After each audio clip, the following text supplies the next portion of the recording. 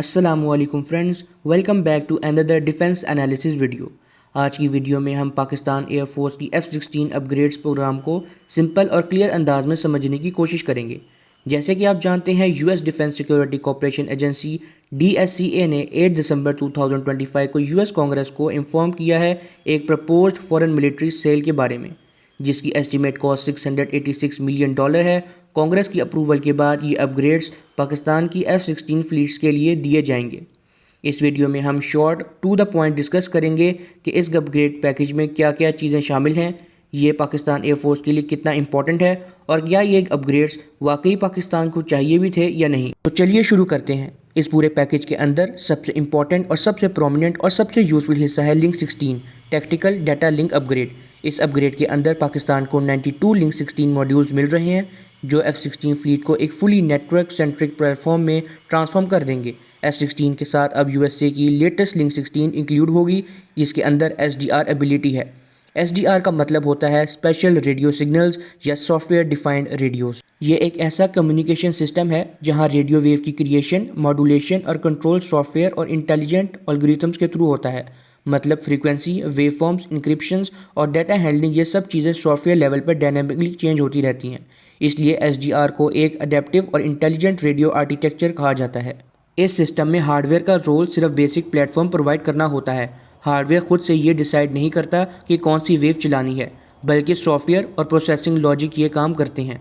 इसकी वजह से SDR डिफरेंट वेवफॉर्म्स को एक ही टाइम पर हैंडल कर सकता है और फ्यूचर में नई वेवफॉर्म सिर्फ सॉफ्टवेयर अपग्रेड से ऐड की जा सकती हैं। अगर हम लिंक 16 के पुराने वेरिएंट्स को देखें तो सबसे पहला वेरिएंट था पर्पस बिल्ड, फिक्स्ड हार्डवेयर पर बेस्ड होता था। इसको टेक्निकली वो जनरेशन कहा जाता है जहां रेडियो वेव फिजिकली हार्डवेयर के अंदर फिक्स्ड होती थी। जो चीज़ फैक्ट्री से इंस्टॉल हो गई वही फाइनल एबिलिटी होती थी। अपग्रेड का स्कोप बहुत लिमिटेड होता था। इसके बाद जो नेक्स्ट फेज़ आया उसे मिक्स्ड या मॉड्यूलर हार्डवेयर आर्किटेक्चर कहा गया।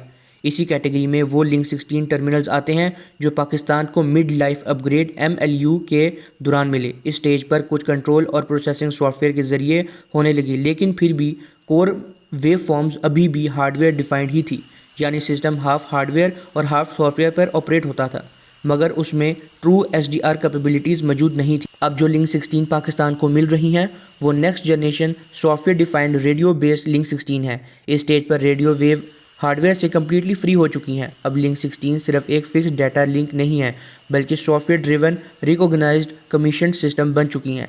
इसलिए इस जनरेशन को सीधा SDR बेस्ड लिंक 16 कहा जाता है।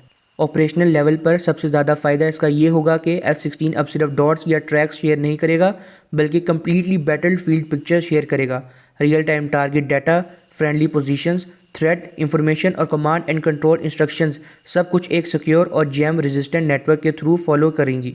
दूसरा सबसे बड़ा फ़ायदा, SDR सिस्टम्स कम जगह लेते हैं और कम पावर कंज्यूम करते हैं और फाइटर जेट्स के लिए ज़्यादा एफिशिएंट होते हैं। एडवांस लिंक 16 का दूसरा बहुत इंपॉर्टेंट फ़ायदा ये है कि ये 2-वे डाटा लिंक एबिलिटी के साथ आता है। इसका मतलब ये है कि F-16 को हर वक्त अपना रडार ऑन करने की ज़रूरत नहीं होगी।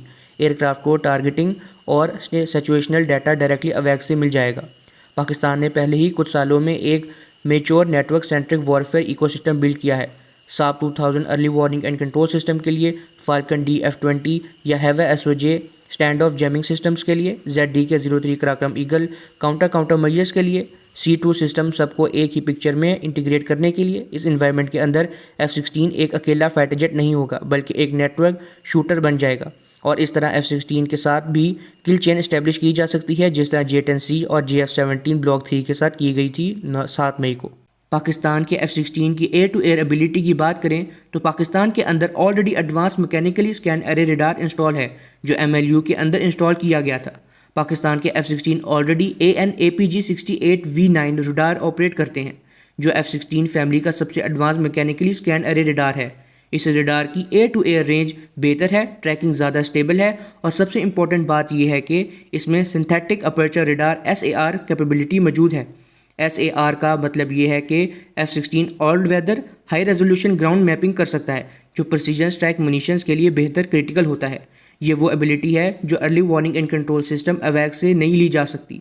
जब एयर टू एयर कॉम्बैट की बात करें तो AMRAAM 120 और लिंक 16 बेस्ड ट्रैकिंग के साथ mechanically scan radar fully efficient रहता है।